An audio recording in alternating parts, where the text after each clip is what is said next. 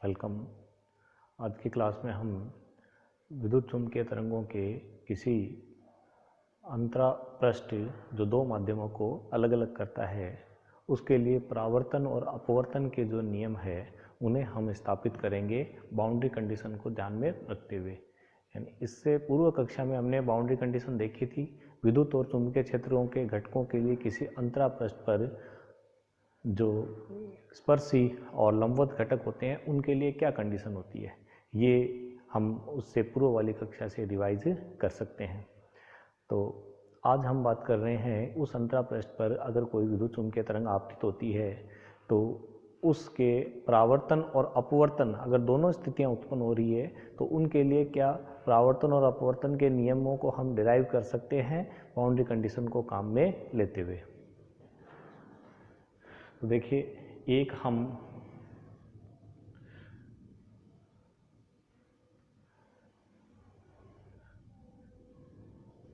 X और Z जो अक्षों का निरूपण है वो हम इस बोर्ड के तल में कर रहे हैं और y जो x है उसे हम इस बोर्ड के परपेंडिकुलर शो कर रहे हैं, तो इसलिए हम उसे इस प्रकार y एक्सिस को शो करेंगे।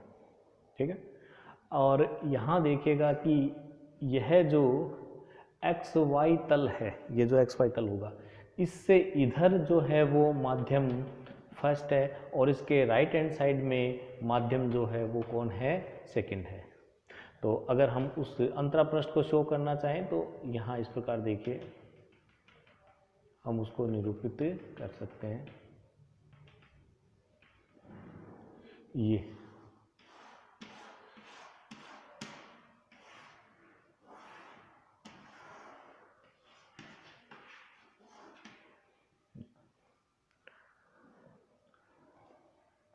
तो अगर यहाँ पर आपतित तरंग को हमें शो करना है जो माध्यम फर्स्ट से माध्यम सेकंड की ओर जा रही है, तो वह इस अंतरापृष्ठ, देखिए ये अंतरापृष्ठ जो है इनका इंटरफेरेंस जो है वो एक्स वाई प्लेन यहाँ ऐसे, और यहाँ हम इस प्रकार किसी आपतित तरंग को शो करेंगे। तो यहाँ आपतित होने वाली जो तरंग है उसका निरूपण करने के लिए हम उसके लिए तरंग संचरण नियतांक के आई वेक्टर काम में लेते हैं। और माध्यम फर्स्ट की जो प्रॉपर्टीज है यानी विद्युत और चुंबकशीलताओं के जो मान है वो एप्सिलॉन 1 और म्यू 1, और माध्यम सेकंड के लिए विद्युतशीलता एप्सिलॉन 2 और चुंबकशीलता को हम म्यू 2 से रिप्रेजेंट कर रहे हैं। ठीक है, जब ये आपतित तरंग जिसका तरंग संचरण नियतांक के आई है वह इस प्लेन पर जो एक्स वाई तल में है और इन दोनों माध्यमों को क्या कर रहा है, अलग अलग कर रहा है, इस पर आपतित होगी तो यहाँ से इसका कुछ भाग परावर्तित हो जाएगा और शेष भाग इसका क्या हो जाएगा, पारगमित या अपवर्तित हो जाएगा। तो परावर्तित जो भाग है वो तरंग इसी माध्यम में लौट आएगी और पारगमित या जो दूसरे भाग माध्यम की तरफ जा रही है जिसका अपवर्तन हो रहा है यह दूसरे माध्यम में संचरित हो जाएगी। और इस पारगमित तरंग के लिए तरंग संचरण नियतांक को हम ट्रांस के टी से निरूपित कर रहे हैं और रिफ्लेक्टेड के लिए हम के आर से निरूपित कर रहे हैं परावर्तित के लिए। ठीक है, तो ये अलग अलग तरंगों यानी एक ही तरंग के परावर्तन और उसका पारगमन हुआ है उनके लिए तरंग संचरण नियतांक हमने के आर और के टी निरूपित कर दिए। दूसरा देखिए, इस आपतित तरंग के आई का जेड एक्स के साथ में, ठीक है, जो बना कोण है इसे हम निरूपित कर रहे हैं थीटा आई से। ठीक है, इसी प्रकार परावर्तित का जो जेड एक्स के साथ में जो कोण बन रहा है इसे हम निरूपित कर रहे हैं थीटा आर से। ठीक है, और जो पारगमित है उसका इस जेड एक्स से जो कोण बन रहा है इसे हम निरूपित कर रहे हैं थीटा टी से। तो यहाँ हमने ये तीनों तरंगों के लिए तरंग संचरण नियतांक और उनके इस जेड एक्स से बने कोण जो है उनको हमने निरूपित किया है। ठीक है। अगर हम बात करें कि तरंग के निरूपण की, तो आपतित तरंग का जो समीकरण है उसके विद्युत क्षेत्र के को हम ई आई वेक्टर से निरूपित करेंगे, और हम जानते हैं विद्युत चुंबकीय तरंग का जो समीकरण है वो क्या किस रूप में लिखा जाएगा, ई जीरो आई वेक्टर। ई जीरो आई वेक्टर जो है वो आपतित तरंग का क्या है, आयाम, और वह लिखा जाता है ई के रूप में। बाकी का जो इसका भाग है विस्थापन में, तो ई टू द पावर आइटा, देखिए आपतित तरंग की जो कोणीय आवृत्ति है इसे हम ओमेगा आई लिखें, तो ओमेगा आई, या फिर पहले हम के आर को लिख देते हैं, तो ई to the power iota K I dot R minus omega I T. ये देखिए ये हो गया आपतित तरंग का समीकरण, जिसे हम समीकरण 1 से निरूपित करते हैं। इसी प्रकार अगर हम परावर्तित और पारगमित तरंग का समीकरण लिखना चाहें तो ई रिफ्लेक्टेड परावर्तित के लिए ये हो जाएगा E zero R vector E to the power iota, परावर्तित तरंग के लिए तरंग संचरण K R dot R minus omega, इसके कोणीय आवर्ती परावर्तित की ओमेगा आर, और टी समीकरण नंबर 2। इसी प्रकार पारगमित के लिए हम ई टी उसके विद्युत क्षेत्र के को हम लिख सकते हैं ई जीरो टी वेक्टर, ये इसका विद्युत क्षेत्र का क्या हो जाएगा, आयाम हो जाएगा इस समीकरण के लिए, और ई to the power iota K T dot R minus omega T T, यहाँ टी ये समय को निरूपित करता है और ओमेगा टी पारगमित तरंग की कोणीय आवर्ती को निरूपित कर रहा है, जिसे हम समीकरण नंबर 3 से निरूपित कर रहे हैं। ठीक है, तो ये हमने तीनों जो तरंगे हैं आपतित, परावर्तित, पारगमित, इनके हमने विद्युत क्षेत्र सदिशों के समीकरण के रूप में मान इनके हमने लिख दिए। ठीक है, अब हम बात करते हैं बाउंड्री कंडीशन की, यानी जहाँ पर विद्युत चुंबकीय तरंग आपतित हुई है उस इंटरफेस पर क्या क्या परिसीमन प्रतिबंध लगते हैं। तो देखिए हम बात करते हैं विद्युत क्षेत्र के लिए, तो विद्युत क्षेत्र के लिए परिसीमन प्रतिबंध 2 प्रकार के हैं। एक तो उसके विद्युत क्षेत्र के लिए लंबवत घटक, जिसे हम डी के लंबवत घटक के रूप में लिखते हैं। ठीक है, तो डी का जो घटक है, इससे पूर्व वाले टॉपिक में हमने देखा कि वह सतत भी हो सकता है और असतत भी हो सकता है, लेकिन ई का क्षैतिज घटक हमेशा क्या रहेगा, सतत रहेगा। इट्स मीन यहाँ हम ई के जो पैरेलल जो कंपोनेंट है उनको हम कंटिन्यूटी को काम में ले सकते हैं। ठीक है, तो ई का जो पैरेलल कंपोनेंट होगा वो किस रूप में लिखा जाएगा, मीन्स बाउंड्री कंडीशन पे आपतित तरंग E1, ठीक है, वेक्टर का parallel component is equal to होगा दूसरे माध्यम के लिए उसका पैरेलल कंपोनेंट। ठीक है, तो यहाँ पर हम देखिए पहले माध्यम में जो तरंगे हैं उनके लिए ई के पैरेलल कंपोनेंट, और बराबर रहेगा दूसरे माध्यम में जो तरंग है उसका पैरेलल कंपोनेंट। ये एक परिसीमा प्रतिबंध है जिसका यहाँ पर पालन होगा, और इन परिसीमान प्रतिबंध से हम क्या करेंगे, परावर्तन और अपवर्तन के सामान्य नियम स्थापित करेंगे। तो देखिए E1 जो है फर्स्ट माध्यम में जो तरंग है, फर्स्ट माध्यम में तरंग कौन कौन सी है, एक तो आपतित तरंग है और एक कौन सी है, परावर्तित तरंग है। इनके लिए क्या लिखा जाएगा, इनका पैरेलल कंपोनेंट लिखा जाएगा। तो देखिए इसके लिए अगर हम E1 को लिखें यहाँ से तो क्या लिखे जाएंगे, ये E0I वेक्टर का पैरेलल कंपोनेंट एंड साथ में ये इसका e to the power iota K I dot R minus omega I T. ठीक है, एक तो आपतित तरंग ये हो गई, और इसके साथ ही परावर्तित तरंग भी इसी माध्यम में है, तो परावर्तित तरंग के लिए भी उसका पैरेलल कंपोनेंट काम में ले, तो ये हो जाएगा E0 R आयाम का पैरेलल कंपोनेंट स्पर्शीय घटक, और e to the power iota K R dot R minus omega R T.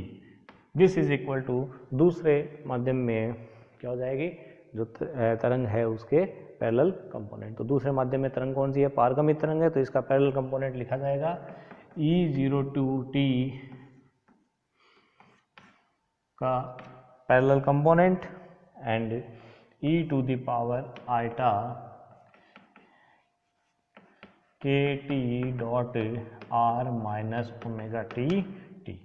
ठीक है, तो देखिए ये हमें पहला परिसीमा प्रतिबंध से एक समीकरण प्राप्त होता है। अब इस समीकरण में देखिएगा कि यहाँ यह समय t के लिए यह समीकरण क्या होना चाहिए, वैध रहना चाहिए। ठीक है, यानी कि ये परिसीमा प्रतिबंध की जो शर्त है यह समय t पर निर्भर नहीं करेगी।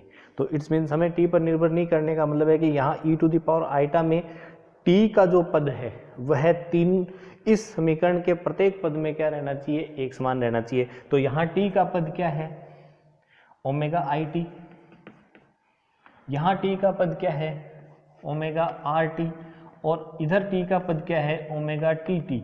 तो यह तीनों पद क्या है, समय पर अनिर्भरता के लिए, यानी कि समय के कारण इन घटकों में जो ये परिसीमा प्रतिबंध हमने लगाया इस पर कोई फर्क नहीं पड़ेगा। तो इसके लिए ये है कि ये समय के चयन से ये क्या रहे, मुक्त रहें। तो t के चयन से मुक्त होने का मतलब है कि ये पद तीनों समीकरणों में क्या हो, एक समान हो। तो ये क्या हो जाएगा, कैंसिल हो जाएगा। तो इसलिए इनको हम करते हैं एक समान।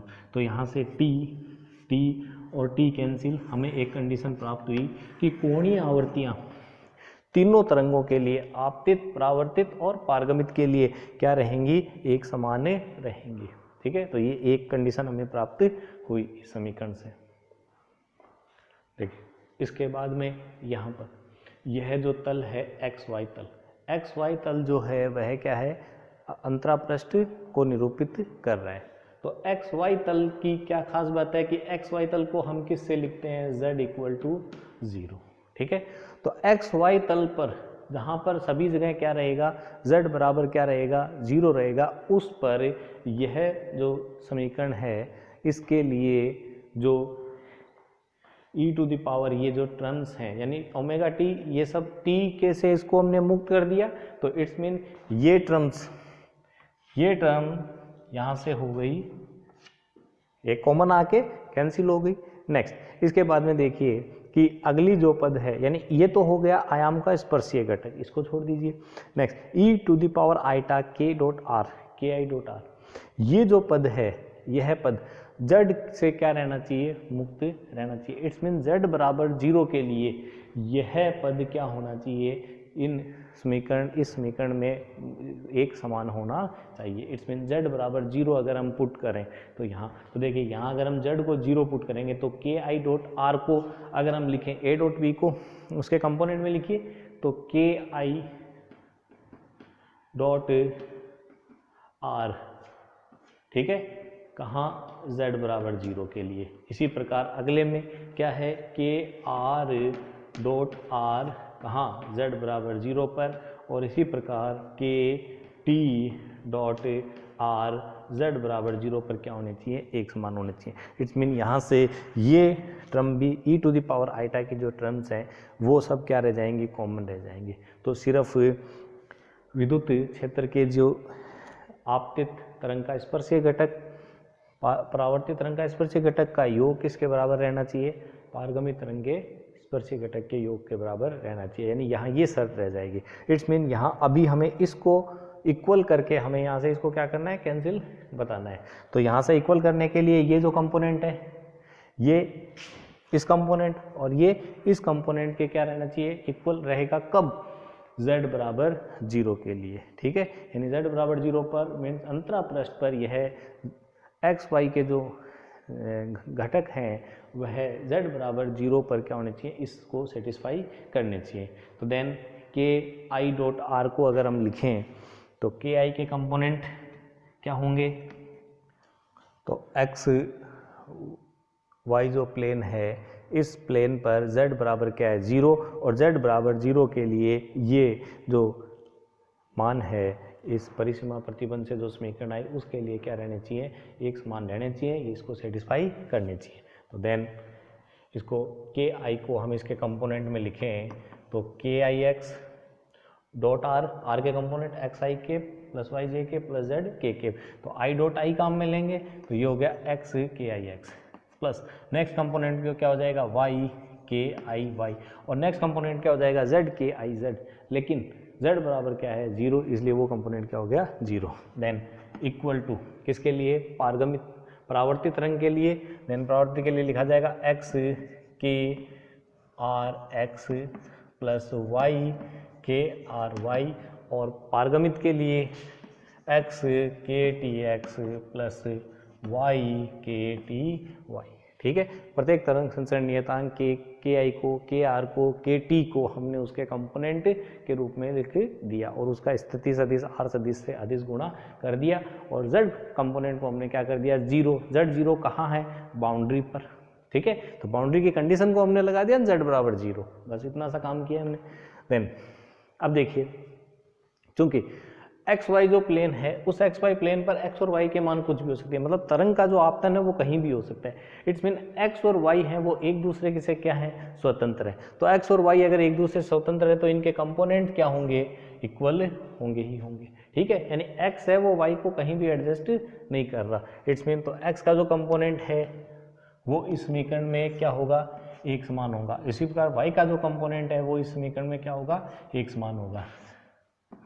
तो x के कंपोनेंट में यहाँ देखिए, x के साथ में क्या है, के आई एक्स, और इधर x का कंपोनेंट क्या है, के आर एक्स, और इधर x का कंपोनेंट क्या है, के टी एक्स। ये क्या होगा, एक समान होगा। ठीक है, इसी प्रकार अगर हम y के गुणांकों की तुलना करेंगे तो K I Y is equal to K R Y is equal to K T Y. तो तरंग संचरण नियतांकों के जो कंपोनेंट हैं वह बाउंड्री पर विद्युत क्षेत्र E के स्पर्शीय घटक की सततता बनाए रखने के लिए क्या रहेंगे, एक समान रहेंगे बाउंड्री पर। ठीक है, तो इट्स मीन यहाँ से हमने कोणीय आवर्ती को हमने एक समान बताया था। अब हमने ये बताया है कि तरंग संचरण नियतांक के जो कंपोनेंट हैं वो भी क्या रहेंगे, एक समान रहेंगे, आपतित का, परावर्तित का और पारगमित का। कहाँ पर, परिसीमा पर।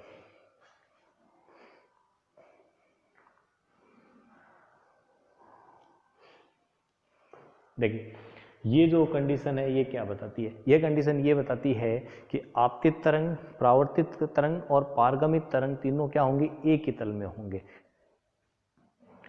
अब हम बात करते हैं परावर्तन और अपवर्तन के सामान्य नियमों की। तो सबसे पहले हम बात करते हैं परावर्तन के नियम की। तो परावर्तन का जो नियम है वो हम डिराइव करते हैं कि आपतन कोण बराबर परावर्तन कोण। देखिए यहाँ पर जो k है इसके हम कंपोनेंट लेते हैं x डायरेक्शन में, तो k का z एक्स से बड़ा कोण क्या है, थीटा आई है। तो k आई कोस थीटा आई इसका हो गया z कंपोनेंट z एक्स में, और के आई साइन थीटा आई इसका क्या हो जाएगा, एक्स एक्स में कंपोनेंट। ठीक है, तो के आई एक्स की अगर हम बात करें तो that will be equal to K I sine theta आई। इसी प्रकार परावर्तित तरंग के लिए इसका एक्स एक्स की तरफ कंपोनेंट लेंगे तो के आर कोस थीटा आर तो हो गया इसका जेड में कंपोनेंट, और के आर साइन थीटा आर हो गया इसका एक्स एक्स में कंपोनेंट। तो के आर का एक्स कंपोनेंट दैट इज के आर साइन थीटा आर। इसी प्रकार अगर हमें पारगमित तरंग के लिए कंपोनेंट चाहिएगा तो हम के टी एक्स को लिख देंगे के टी साइन थीटा टी। ये देखिए इसके लिए तो के टी का कोस थीटा टी तो हो गया इसका एक्स कंपोनेंट जो जेड डायरेक्शन में, और के टी का साइन थीटा टी हो गया इसका के टी का एक्स कंपोनेंट तो हो गया के T cos theta T Z direction में। के टी का जेड डायरेक्शन में मीन्स क्षैतिज घटक है वो हो जाएगा के टी कोस थीटा टी, और के टी का लंबवत घटक जो एक्स एक्स की तरफ है वो हो जाएगा के टी साइन थीटा टी, जो हमने यहाँ लिख दिया। ठीक है, अब हम बात करते हैं इस कंडीशन की। सबसे पहले देखिए के का आपतित का और परावर्तित का जो एक्स कंपोनेंट है वो क्या रहेंगे, सेम रहेंगे। ठीक है, तो पहले हम इन दोनों की बात करते हैं। तो यहाँ से हमें परावर्तन की शर्त मिलेगी, तो इन दोनों को इक्वल कीजिए। तो K I sine theta I is equal to K R sine theta R. यहाँ से sine theta I upon sine theta R को लिखिए that is equal to K R upon K. अब देखिए एक बार के को हम डिफाइन करते हैं, के इज इक्वल टू होता है 2 पाई बाई लेमडा।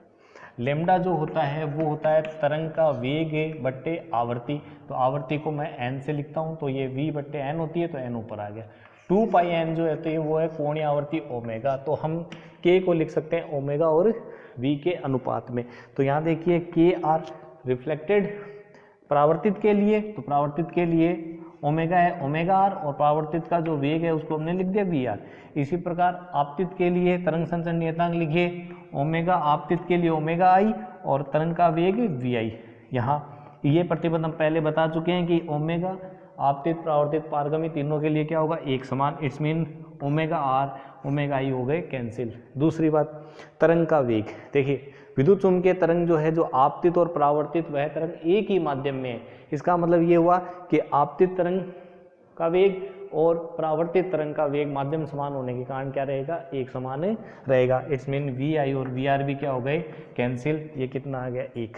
यानी कि हम लिख सकते हैं sine theta I is equal to sine theta R, और थीटा से कंपेयर कर दीजिए, theta I is equal to theta R. इसका मतलब आपतन कोण और परावर्तन कोण क्या रहेंगे, एक समान रहेंगे, जो कि परावर्तन की क्या है, शर्त है।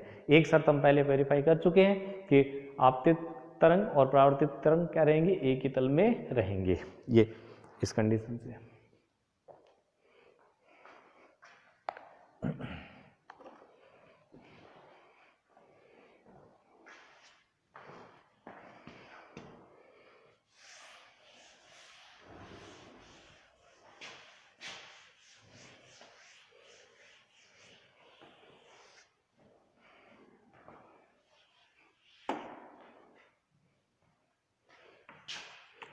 नेक्स्ट, अपवर्तन की शर्त या अपवर्तन का नियम, जो सामान्य स्नेल के नियम के रूप में जाना जाता है, तो वो स्नेल का नियम हम यहाँ से डिराइव करते हैं।